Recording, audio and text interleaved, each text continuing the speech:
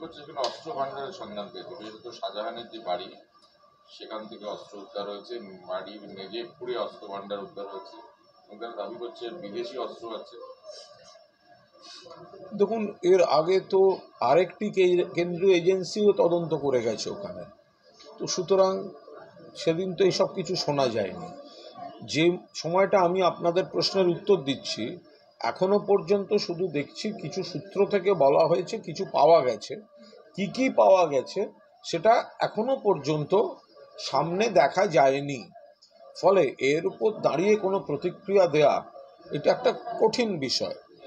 এখন ওখানে অস্ত্র ভান্ডার ছিল নাকি পরে বদনাম করার জন্য কেউ রেখে গেছে, এগুলো সবটাই এখনো পর্যন্ত একটা তর্ক সাপেক্ষ বিষয়। এখন যতক্ষণ না অফিসিয়ালি সেগুলো দেখা যাচ্ছে এবং কেন্দ্রীয় তদন্তকারী সংস্থা সেন্ট্রাল ব্যুরো অফ ইনভেস্টিগেশন তা নিয়ে স্পষ্টভাবে কিছু বলছে, কোন জায়গায় পাওয়া গেছে সেই জায়গাটায় এর আগের দফায় যে সেন্ট্রাল এজেন্সি এসছিল, আগের দিন তো আর একটা সেন্ট্রাল এজেন্সি একজনের বাড়ি তল্লাশি করে গেছে, সেদিনকে তো এসব শোনা যায়নি। তাহলে আজকে হঠাৎ অস্ত্র ভান্ডারের কথা শোনা যাচ্ছে, তো ফলে এগুলো কোনো একটা ওয়েল ডিজাইনড ক্যাম্পেনের জন্য পরিস্থিতিটা তৈরি কি তৈরি নয় সেটা খতিয়ে দেখতে হবে। আমার মনে হয় it is too early to make any comment, because কি পাওয়া গেছে সেটাও আমরা এখনো দেখতে পাচ্ছি না এখনো পর্যন্ত, আর সেটা কিভাবে উদ্ধার হলো বা কতটা কি উদ্ধার হলো সেটা নিয়ে অফিসিয়াল কোনো ব্রিফিং এখনো পর্যন্ত নেই।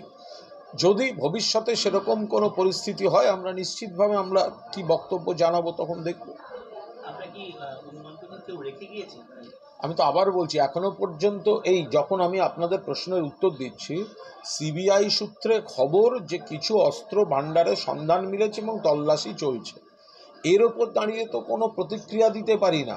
তার কারণ কি অস্ত্র পাওয়া গেল, কোথায় থেকে কি অমুক তমুক পাওয়া গেল, সেগুলো এখনো দৃশ্যমান হয়নি এবং সিবিআই অফিসিয়ালি কিছু জানায়নি। ফলে যতক্ষণ না হচ্ছে ততক্ষণ আমরা ওই বিভিন্ন সূত্রের গল্প আপনারাও চালাচ্ছেন, আমরাও দেখছি। এবার যদি কোনো অস্ত্র থাকে তাহলে এতদিন সেটা দেখা গেল না কেন? এর আগেও তো একটি সেন্ট্রাল এজেন্সি তদন্ত করেছে, তো সুতরাং সেটা কেউ বা কারা রেখে গিয়ে কোনো গল্প তৈরি হয়েছে কিনা সেগুলোও দেখার। আর যদি সত্যিই কোনো এই ধরনের অস্ত্র ভান্ডার আদৌ থেকে থাকে তাহলে নিশ্চিতভাবে সেটা অবাঞ্ছিত। অনেক আগেই কোনো এলাকায় যদি অস্ত্র যারাই ঢুকিয়ে থাকুক, তারা যদি সরকারের প্রতিপক্ষ, শাসক দলের প্রতিপক্ষ কোনো দলও ঢুকিয়ে থাকে তাহলেও সেটা পুলিশের নিশ্চিতভাবে থামানো উচিত ছিল। কিন্তু যতক্ষণ না এই অস্ত্র ভান্ডার দেখা যাচ্ছে ততক্ষণ পর্যন্ত এই নিয়ে মন্তব্য করার কোনো জায়গা নেই। ওখানকার লোকজন বলছেন যে শাহজাহান নেই, তার সাগরেদরা নেই, তারপরেও সন্ত্রাসমুক্ত হতে পারলো না। মানে অস্ত্র ভান্ডার আমরা আবার বলছি তো, এত কড়াকড়ি, এত মিডিয়া, এত বিপ্লব, শাহজাহান নেই, তার সঙ্গী বলে পরিচিত লোকজনেরা নেই, তাহলে হঠাৎ এত অস্ত্রের কথা শোনা যাচ্ছে কি করে? তাহলে কি কেউ ইস্যুটাকে জিইয়ে রাখার জন্য, বদনাম করার জন্য, যেহেতু ওই জায়গাটা এখন খানিকটা অন্য কোনো সেইভাবে তো কেউ নজর রাখা কেউ সেই সুযোগে একটা রেখে গিয়ে তারপরে সিবিআইকে দিয়ে উদ্ধার করিয়ে বদনাম করা। আমি আবার বলছি, এখনো অস্ত্র দেখা যায়নি। জানা গেছে যে সিবিআই নাকি সন্ধান পেয়েছে, তল্লাশি চলছে। যদি সত্যি ওখান থেকে অস্ত্র উদ্ধার হয়ে থাকে তাহলে এটাও দেখতে হবে, সমস্ত ভিডিও ফুটেজ চেক করতে হবে যে ওখানে রাখলো কে। ওটা সরকারকে, পশ্চিমবঙ্গকে, পুলিশকে বিব্রত করার জন্য এই কাজগুলো কি করা হয়েছে? কেউ বা কারা যারা তদন্তে গেলেন তার আগেই কেউ বা কারা গিয়ে রেখে এসছেন সেই তদন্তে উদ্ধার দেখানো হবে বলে, বদনাম করা হবে বলে? তবে অস্ত্র যদি দেখা যায় সেক্ষেত্রে পুলিশের অনেক সতর্ক থাকা উচিত ছিল। যারাই ঢুকিয়ে থাকুক, খারাপ কাজের জন্য, বদনাম করার জন্য, নাটক করার জন্য যারাই ঢুকিয়ে থাকুক, অস্ত্র যখন ঢুকছে সেটা পুলিশ আটকাবে। পুলিশ তো অস্ত্রের রং দেখবে না, পুলিশ তো অস্ত্র কে ঢোকাচ্ছে দেখবে না। হতে পারে একটা চক্রান্ত রয়েছে, হতে পারে একটা বদনাম করার চক্রান্ত হয়েছে, হতে পারে অন্য লোক ঢুকিয়ে উদ্ধারের নাটক করছে, কিন্তু এই ঢোকার সময়ই তো পুলিশের ইন্টেলিজেন্সের ধরা পড়া উচিত। যদিও এখনো অবধি অস্ত্র দেখা যায়নি, ফলে যতক্ষণ না কোনো অস্ত্র দেখা যাচ্ছে ততক্ষণ এ নিয়ে কোনো মন্তব্যের অবকাশ নেই। মানে পুলিশের ইন্টেলিজেন্স নিয়ে আপনি মানে যে ব্যর্থ সেটা নিয়ে প্রশ্ন তুললেন যে একটা অস্ত্র ঢুকলো। আমি খুব স্পষ্টভাবে বলছি, যতক্ষণ না অস্ত্রটা দেখা যাচ্ছে ততক্ষণ পর্যন্ত এর ওপর দাঁড়িয়ে কোনো মন্তব্য তো অসার বস্তু হয়ে যাবে না। আমরা শুধু দেখছি মিডিয়াতে সূত্র বলছে অস্ত্র ভাণ্ডারের সন্ধান পাওয়া গেছে। তো অস্ত্র ভাণ্ডারে যদি সন্ধান পাওয়া গিয়ে থাকে তা অস্ত্র তো দেখতে হবে। তা এখনো পর্যন্ত আপনাদের কোনো চ্যানেলের কোনো ক্যামেরা বা আমাদের কোনো সোর্সেও আমরা এখনো অস্ত্র দেখতে পাইনি। যদি অস্ত্র আদৌ দেখা গিয়ে থাকে তাহলে কোয়েশ্চেন আসবে যে অন্য কোনো শক্তি ওখানে রেখে এসে বদনাম করার চেষ্টা করছে কিনা, সন্দেশখালী ইস্যুটা জিয়ে রাখার চেষ্টা করছে কিনা। তবে সেক্ষেত্রে অস্ত্র যদি ঢুকে থাকে সেক্ষেত্রে নিশ্চিতভাবে পুলিশের ইন্টেলিজেন্স এত ঘটনার পরে ওই জায়গাটা আরো বেশি সতর্ক থাকা উচিত ছিল। বলছি, প্রধানমন্ত্রী আজকে সন্দেশখালীর কথা বলছেন যে সন্দেশখালীর মহিলাদের ওপর অমানবিক অত্যাচার হয়েছে এবং তৃণমূল সরকার শেষ পর্যন্ত অভিযোগ থেকে বাঁচানোর চেষ্টা করে গেছে। প্রধানমন্ত্রী সন্দেশখালী শব্দটা প্রধানমন্ত্রীর মুখে মানায় না, এবং সন্দেশখালী প্রধানমন্ত্রীরা যতবার উচ্চারণ করবেন তত প্রমাণিত হবে যে কেন্দ্রীয় এজেন্সিকে সামনে রেখে সন্দেশখালী ইস্যুকে জিয়ে রাখার জন্য, রাজনীতি করার জন্য নানা ধরনের কাণ্ড কারখানা এরা চালিয়ে যাবে, সাজানো নাটক চালাবে, নানা ধরনের জিনিস চালাবে। সন্দেশখালীতে জমি নিয়ে কিছু সমস্যা ছিল, প্রশাসন ব্যবস্থা দিয়েছে, বাকিটা অতিরঞ্জিত। আর যদি বলেন মা বোনেদের সম্মানের কথা, কোন প্রধানমন্ত্রী বলছেন? উত্তরপ্রদেশের উন্নাও, হাথরাস, প্রয়াগরাজ, গুজরাটের বিলকিস, মধ্যপ্রদেশ, মণিপুর, যেখানে যাওয়ার সময় হলো না প্রধানমন্ত্রীর, এবং সাক্ষী মালিক, সোনার মেয়ে কুস্তিগিররা যখন বলল বিজেপির সাংসদ ব্রিজভূষণ তাদের শ্লীলতাহানি করছেন, এই প্রধানমন্ত্রী তো ব্রিজভূষণকে পাশে বসিয়ে রাখেন লোকসভায়, সংসদে, তার মুখে এসে এখানে সন্দেশখালী, এ তো কাঁচের ঘরে বসে ঢিল ছুঁড়ছেন প্রধানমন্ত্রী। প্রধানমন্ত্রী আজকে দুর্নীতি নিয়েও বলেছেন যে তৃণমূলের রাজত্বে একাধিক দুর্নীতির কথা বলছেন, সারদা, চিটফান্ড, রোজভ্যালি, গরু পাচার, নানা ধরনের, যে এই তৃণমূলের আমলে একটাই জিনিস হয়েছে, সেটা হচ্ছে হাজার হাজার কোটি দুর্নীতি। প্রধানমন্ত্রীর মুখে দুর্নীতির কথা মানায় না, প্রধানমন্ত্রীর মুখে দুর্নীতির কথা মানায় না, কারণ বিজেপি যাদের যাদের দুর্নীতিগ্রস্ত বলেছে, শুভেন্দু অধিকারী থেকে হিমন্ত বিশ্ব শর্মা থেকে অজিত পাওয়ার থেকে প্রফুল প্যাটেল থেকে, যাদের এগেনস্টে সিবিআই তদন্ত বা ইডি তদন্ত চলছিল, তারা যখনই বিজেপিতে জয়েন করেছে, বলা ভালো প্রধানমন্ত্রী যখন তাদের নিয়ে নিয়েছেন নিজের দলে বা এনডিএ জোটে, তারা ক্লিন চিট পেয়ে যাচ্ছে। ফলে যখন তারা বাইরে থাকছে তখন তাদেরকে চোর বলা হচ্ছে, আর সেই চোরেরা ভাজপার ওয়াশিং মেশিনে যেই ঢুকে যাচ্ছেন সঙ্গে সঙ্গে প্রধানমন্ত্রীর দলের নেতা হয়ে যাচ্ছে। তাহলে প্রধানমন্ত্রী কি বলতে চান? কাঁচের ঘরে বসে লাগাতার ঢিল ছুঁড়ে যাচ্ছেন। আর একটা হচ্ছে তাৎপর্যপূর্ণ যে তালিকা দিয়েছেন প্রধানমন্ত্রী দুর্নীতির, সেখানে হচ্ছে নারদটা বাদ, রেশন থেকে কয়লা, সব, গরু পাচার, তা প্রধানমন্ত্রীর মুখে নারদ কেলেঙ্কারিটা নেই কেন? তার কারণ হচ্ছে নারদ যেটা বিজেপি সামনে এনেছিল, শুভেন্দু অধিকারীর ভিডিও এনেছিল, শুভেন্দুকে চোর বলেছিল, সিবিআই তদন্ত দাবি করেছিল, সিবিআই শুভেন্দুর বিরুদ্ধে এফআইআর করে, গ্রেফতারি থেকে বাঁচতে শুভেন্দু অধিকারী বিজেপিতে যোগদান করেন। সেই কারণে সেই শুভেন্দুকে যখন বিরোধী দলনেতা করা হয়েছে, প্রধানমন্ত্রীর সঙ্গে তারা এক দলে একসঙ্গে থাকেন, সেই কারণেই মুখ রক্ষার্থে নারদা উচ্চারণ করতে পাচ্ছেন না। নারদা উচ্চারণ করুন, সিবিআই এর এফআইআর নেম শুভেন্দুকে ধরুন, তারপরে তো বুঝবো দুর্নীতি নিয়ে প্রধানমন্ত্রীর কথা বলা সাজে কিনা। আজকের একটা বলেছেন যে ভালোবাসা বাংলায় পাচ্ছি, মনে হচ্ছে যেন বাংলায় জন্মেছিলাম বা পরের জন্মে বাংলার আগে জন্ম নেব, এত ভালোবাসা কোথাও পাই। জীবনানন্দ দাস সমস্যা, ধানসিঁড়িটির তীরে আবার ফিরে আসার ইচ্ছা হয়েছে। নেড়া একবার বেলতলায় যায়, বারবার বেলতলায় আসা ঠিক না। আব কি বার 200 পার 2021 সালের আগে তখনও এরকম ভালো লাগা দেখেছিল বাংলার মানুষ, মুখে ঝামা ঘষে বাড়ি পাঠিয়ে দিয়েছে। বাংলা প্রমাণ করে দিয়েছে বাংলা ঘরের মেয়েকেই চায়। ফলে যে প্রধানমন্ত্রীকে 2021-এর হারের পর দেখা যায়নি, যিনি বাংলাকে বকেয়া টাকা দেননি, বাংলার 100 দিনের শ্রমিকদের শ্রমজীবীদের টাকা দেননি, আবাসের টাকা দেননি, বাংলার হকের টাকা দেননি, শুধু বাংলাকে বদনাম করেছেন আর এজেন্সি তাণ্ডব করিয়েছেন, বাংলা তাদের ভালোবাসে না এবং বাংলা আবার প্রত্যাখ্যান করবে। 4 জুন রেজাল্ট বেরোলেই নরেন্দ্র মোদীজি সেটা খুব ভালোভাবে বুঝতে পারবেন। বলছি, ময়নাতে একটা বিজেপি কর্মীর মৃত্যু হয়েছে, পরিবার সিবিআই চাইছে এবং পুলিশকে ময়নাতদন্ত করার নির্দেশ দিয়েছে কোর্ট। শুভেন্দু অধিকারী বলছেন যে ওখানে আগে একজন খুন হয়েছিলেন, এনআইএ তদন্তের নির্দেশ দেওয়া হয়েছিল, সেই সূত্রেই এই তৃণমূল এই ছেলেটিকে। তৃণমূল এসবের সঙ্গে যুক্ত নয়। ওসব জায়গায় বিজেপি প্রচুর অসামাজিক কাজকর্মের সঙ্গে তাদের বহু কর্মী জড়িত। আদি বিজেপি বনাম তৎকাল বিজেপি, দলবদলু বিজেপি বনাম আরএসএস বিজেপির রেগুলার মারামারি চলে। ফলে সেই জায়গায় দাঁড়িয়ে কোথায় কোন ইনসিডেন্ট কিভাবে হয়েছে, অকারণে তৃণমূলকে নাম জড়াচ্ছেন। তৃণমূলের সঙ্গে এর কোনো সম্পর্ক নেই। বলছি, রামনবমীর দিন মুর্শিদাবাদে যে ঘটনা ঘটেছিল, গন্ডগোলের ঘটনা, দুটো আজকে রিপোর্ট পেশ করেছে রাজ্য সরকার, একটা সিআইডি, একটা পুলিশ সুপারের। এই যে একাধিক বোমাবাজির অভিযোগ করা হয়েছে, কিন্তু রাজ্য জানিয়েছে আমরা তদন্তে সেরকম কিছু পাইনি।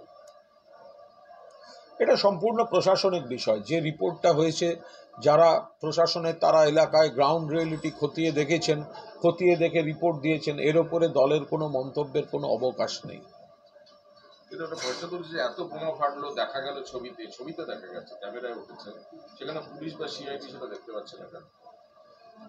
এখন যারা তদন্ত করেছেন তারা যদি তাদের রিপোর্টটা দেন, তো সুতরাং তারা তাদের মতো রিপোর্ট দিয়েছেন।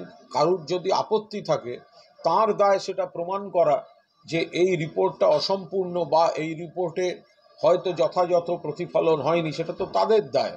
যারা তদন্ত করেছেন, যাদের দায়িত্ব ছিল রিপোর্ট দেওয়া, তারা গ্রাউন্ড রিয়েলিটিতে তাদের টিম যা দেখেছে, যা শুনেছে, যা প্রমাণ পেয়েছে, তার উপর রিপোর্ট দিয়েছে। লাস্ট হচ্ছে যে দেবাশিস ধর, ক্যান্ডিডেট বিজেপি, তার মনোনয়নপত্র বাতিল হয়ে গেল এবং তিনি হাইকোর্টের দ্বারস্থ হয়েছেন, বলছেন নির্বাচনে আমি লড়বই। এখন কেউ যদি আইনে প্রশাসনিকভাবে যেটা হয়েছে, একটা জটিলতা ছিল, সেই জন্য কারোর প্রার্থীপদ খারিজ হয়েছে।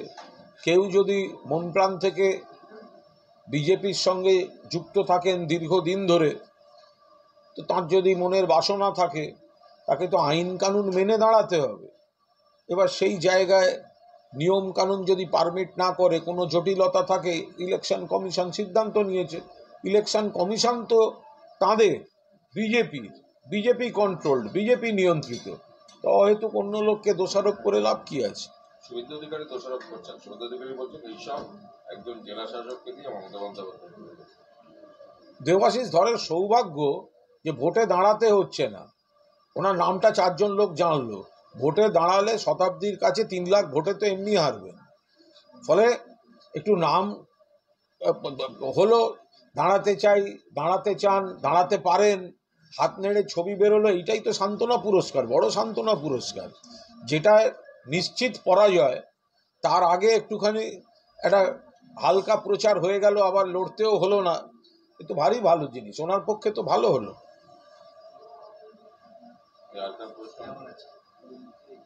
বলছি, আজকে বিজেপি প্রার্থী রাজু বিস্তার একটা মন্তব্য করেছে, ভোটে দুষ্কৃতীরা অস্ত্র নিয়ে রাস্তায় দাপাদাপি করলে প্রয়োজনে গুলি চালাক কেন্দ্রীয় বাহিনী। এগুলো তো প্ররোচনা দেয়া। এত কথা আসছে কোথায়? কোথাও তো এটা হয়নি। অবাধ এবং শান্তিপূর্ণ নির্বাচন। অতীতে তো সেন্ট্রাল ফোর্স, কেন্দ্রীয় বাহিনী শীতলকুচিতে বিনা প্ররোচনায় গুলি চালিয়ে এতজন মানুষকে মেরেছিল। বিজেপির এক নেতাকে আমরা বলতে শুনেছি, বুক লক্ষ্য করে গুলি চালান। আবার যদি বিজেপির প্রার্থী সেন্ট্রাল ফোর্সকে এইভাবে প্ররোচনা দিতে থাকে, উত্তেজিত করতে থাকে, গুলি চালাতে বলে থাকে, এগুলো তো নিজেরা ভয় পেয়ে গিয়ে কোণঠাসা হয়ে তারা সেন্ট্রাল ফোর্স দিয়ে মানুষকে ভয় পাওয়াতে চাইছেন। তৃণমূল কর্মীদের দিকে সেন্ট্রাল ফোর্স লেঠেল বাহিনী, জমিদার বাড়ির লেঠেল বাহিনীকে লেলিয়ে দিতে চাইছেন। দেবাশিস ধরের মনোনয়নে ভুল হয়েছে, কিন্তু তার পরে বিজেপির তরফ থেকে অন্য আরেকজন প্রার্থীকে মনোনয়ন দেওয়ানো হলো। এই বিষয়টাকে কিভাবে দেখছেন? সে তো সম্পূর্ণ তাদের ব্যাপার। এটা তো একটা গণতন্ত্রের পরিস্থিতি, কেউ না কেউ তো লড়বেই কোনো না কোনো জায়গা থেকে। তো এখন যিনি লড়বেন, আগের প্রার্থী দাঁড়ালে যে ভোটে হারতেন, এখন যিনি দাঁড়ালেন তিনি আরও বেশি ভোটে হারবেন। এরপরেও যদি আবার নতুন কোনো প্রার্থীকে দেয় তিনি আরও বেশি ভোটে হারবেন। এই তো চলতে থাকবে। কিছুক্ষণ আগেই বলেছেন যে আমরা আইনি পথে যাচ্ছি, প্রয়োজনে তারা সুপ্রিম কোর্টে যাবে, কিন্তু সেই জায়গায় যদি কিছু হয় এই প্রার্থীকে রেখে দেওয়া হলো, যদি হয় আবার দেবাশিসকে ফিরিয়ে আনা। এ তো তাদের কথা, তাদের ইচ্ছা, তাদের উইশ লিস্ট। এটা তো সম্পূর্ণভাবে ইলেকশন কমিশনের বিষয়। ইলেকশন কমিশন বাতিল করে দিয়েছে, তো সুতরাং তারা ইলেকশন কমিশনের সঙ্গে বুঝুক গিয়ে। হারা নিয়ে এত আগ্রহ, বীরভূম থেকে লোকসভায় যাচ্ছেন চতুর্থবারের জন্য শতাব্দী রায়, বিজেপির যেই দাঁড়া হারতে চলেছেন। এগুলো হচ্ছে ওই দেয়ালে নাম তোলা সান্ত্বনা পুরস্কারের জন্য লড়াই চলছে। ফলে কে দাঁড়াতে চেয়েছিলেন, কাকে ইলেকশন কমিশন দাঁড়াতে দেয়নি, কে তারপর নাম দিয়েছেন, কার নাম ওরা দেবে ওদের ব্যাপার। শতাব্দী রায় লোকসভায় যাচ্ছেন, মিটে গেছে। এরপর কে হারবেন তার জন্য যে একটুখানি ছবি বেরোবে, দেয়ালে নাম লেখা থাকবে, শতাব্দীর পাশে একটু ছবি বেরোলে, একটা নায়িকা, একটা গ্ল্যামারাস নায়িকার পাশে ছবি তোলার অনেকের শখ হয়, সেই জন্য ওই বীরভূম নিয়ে একটু দাঁড়াতে চাইছি দু একজন। সুনীল চক্রবর্তী বলছেন যে তারা শেষ পর্যন্ত পাশে থাকবেন এবং লড়বেন, যারা যোগ্য প্রার্থী তাদের চাকরি যাবে। যোগ্য প্রার্থীদের চাকরি যাওয়ার জন্যই তো বিকাশবাবুরা দায়ী। যান না, কথা বলুন না SLST, ওয়ার্ক এডুকেশন, ফিজিক্যাল এডুকেশনের সঙ্গে। মুখ্যমন্ত্রী পদ তৈরি করে দিলেন, রেকমেন্ডেশন লেটার চলে গেল, স্কুল অ্যালটমেন্ট হয়ে গেল, কোথাও কোনো অভিযোগ নেই। তাদেরকে মামলা করিয়ে এই CPM এর আইনজীবীরা কোর্টে তাদের চাকরিটা ঠেকিয়ে রেখেছেন। কেন হবে? যোগ্যদের চাকরি কেন আটকানো হবে? কোর্ট কেন এই রায় দেবে? কারা করেছে? এর পেছনে বিরাট সব যোগসূত্র আছে। আমরা তো বলছি, যদি কারুর নিয়োগ, প্রথমত যারা অন্যায় করেছে তাদের তদন্ত, শাস্তি যা ইচ্ছে হোক। যাদের চাকরি নিয়ে প্রশ্ন আছে, তদন্ত হচ্ছে, সেটা তো দিয়ে দিয়েছে 4000 কতজনের, 5000-এর মতো। তো তাদের যদি প্রশ্ন চিহ্ন থাকে তদন্ত চলুক। বাকি 19,000 20,000 যাদের চাকরি নিয়ে প্রশ্ন ছিল না, তাদেরকে এক বন্ধনীতে ফেলে তাদের অনিশ্চয়তায় কেন ফেলে দেয়া হলো? এইটা তো আমরা প্রশ্ন করছি। যে আইনজীবীরা কোর্টে জলঘোলা করার রাজনীতি করলেন, এলোমেলো করে দেওয়া রাজনীতি করে খাই, এটা তো তারা করেছেন, তারা দায়ী। ঠিক আছে। সুকান্ত মজুমদার তিনি কেন্দ্র বাহিনীর সক্রিয়তা নিয়ে প্রশ্ন তুলেন। সুকান্ত বললেন আরো অ্যাক্টিভ হওয়ার জন্য আমরা কমিশনকে বলবো। আচ্ছা, কেন্দ্রীয় বাহিনী কি করবে? বিজেপির সংগঠন নেই। সুকান্ত বাবু ওখানে প্রবল চাপের মুখে হাঁটতে চলেছেন। দার্জিলিং সিট তৃণমূল জেতার জায়গায় চলে গেছে। রাজু বিস্তা নিজের উপর নিয়ন্ত্রণ হারাচ্ছেন। তাদের অর্ধেক জায়গায় এজেন্ট নেই, লোক নেই, ভোটার নেই। বলছে কেন্দ্রীয় বাহিনীকে পাঠাও, কেন্দ্রীয় বাহিনী সক্রিয় হও। এর মানে কি? ভোটটাও কি গিয়ে কেন্দ্রীয় বাহিনী দিয়ে দেবে নাকি? আমরা তো বারবার বলেছি, তোমরা যত দফায় ইচ্ছে ভোট করো, যত ব্যাটালিয়ান ইচ্ছে তোমরা কেন্দ্রীয় বাহিনী আনো, ভোটার লিস্টটা তো বাংলার মানুষের, তোমাদের হারতে হবে। সেটাই দেখা যাচ্ছে। এখন যখন বুঝতে পারছে যে হার নিশ্চিত, তখন ওই কেন্দ্রীয় বাহিনী আরো যাক, কেন যাচ্ছে না, কেন্দ্রীয় বাহিনী গিয়ে অমুক করুক, জমিদারি মেজাজ, লেটেল বাহিনী পাঠাবো, এইসব কাজকর্ম করছে। যত করবে তত প্রমাণ হয়ে যাচ্ছে ভোটটা বিজেপির পক্ষে হচ্ছে না। ঠিক আছে, তোমাদের কোশ্চেন লিখতে গেলে না, একটা সারদা রোজভ্যালি নিয়োগ দুর্নীতি কাণ্ডে তৃণমূলকে সরাসরি আক্রমণ বলেছে, 26,000 পরিবারের রুটি কেড়ে নিয়েছে মোদী বলেছে, এবং সারদা রোজভ্যালিকে একের পর দুর্নীতি করেছে। ওটা দুর্নীতিটা হয়ে গেছে, ওই 26,000 যে চাকরি কেড়ে নিয়েছে তৃণমূলের এই দুর্নীতির জন্য, এটা বলেছে। এই যে চাকরি চলে গেছে, প্রধানমন্ত্রী আজকে তৃণমূলকে হাইকোর্টের নির্দেশের পর প্রধানমন্ত্রী চাকরি চলে যাওয়া নিয়ে তৃণমূলের বিরুদ্ধে ক্ষোভ প্রকাশ করেছে। তৃণমূলের জন্যই 26,000-এর রুটি রোজগার বন্ধ হয়ে গেছে। এটা তো এক সূত্রে বাঁধা। প্রধানমন্ত্রী তো জানতেন বোধহয় যে হাইকোর্টে এমন একজন বিচারপতি রয়েছেন, দুদিন বাদে তিনি বিজেপির ক্যান্ডিডেট হবেন। প্রধানমন্ত্রীর পকেটের একটা চিরকুট আছে, সেই চিরকুটে লেখা রয়েছে আরো ওয়েটিং লিস্টে থাকা নাম, যে যারা রয়েছেন কোনো একটা নিরপেক্ষ দায়িত্বে, অথচ তাদের মনের মধ্যে তৃণমূল বিদ্বেষ এবং ওয়েটিং লিস্টে থাকা নাম।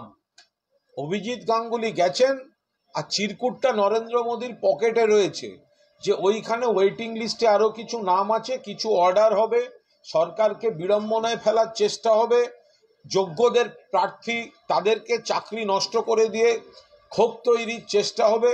তো সেই জন্যই উনি এগুলো বলছেন। বিজেপি নেতারা বলছেন ধামাকা হবে, তারপর কোর্ট রায় দিয়েছে। বিজেপির বিধায়ক বলছেন 30 তারিখ আরো এত হাজারের চাকরি যাবে। তো এটা তো প্রধানমন্ত্রীরা রাজনীতি করার জন্যই বলছেন। ওনার মুখে এই ইস্যুটা থাকবে, এটা তো স্বাভাবিক, কারণ এই ইস্যুটা প্রধানমন্ত্রী বা সিপিএম বা বিজেপি বা কংগ্রেস যাতে বলতে পারে, সেই জন্যই তো এর ড্রাফটিংটা করা হচ্ছে। ইন্ডিয়া জোট ও কংগ্রেসের নির্বাচনী ইশতেহারকে নিশানা করে মোদীর অভিযোগ, সাধারণ মানুষের সম্পত্তির উপর 55% কর বসিয়ে তা দখলের ছত্রছায়া হচ্ছে। আমাদের এসব নিয়ে আমরা যাচ্ছি না। আমরা একটাই বক্তব্য, তৃণমূলের ইশতেহারই একমাত্র কথা রাখার ইশতেহার, যেটা মানুষ শুধু ছাপার অক্ষরে দেখেন না, ইশতেহার দেখেন না, জীবনের অভিজ্ঞতায় দেখতে পান, সেটা মেলে। মমতা বন্দ্যোপাধ্যায় কথা দিলে কথা রাখেন। ভারতবর্ষের অন্য সব দলের ইশতেহারে আপনি ফাঁক পাবেন, কিন্তু তৃণমূলের ইশতেহার এমন একটা ইশতেহার, মানুষ তার জীবনের অভিজ্ঞতার সঙ্গে সেটা মিলিয়ে দেখে যে না, ইশতেহারে যা বলা হয়েছে সেটা ঠিক মতো ভাবে রূপায়িত হয়ে চলেছে বাংলার বুকে। ফলে বাকিরা কে কার ইশতেহার নিয়ে লড়াই করছে আমাদের সাবজেক্ট নয়। কিছুর মধ্যে আসছে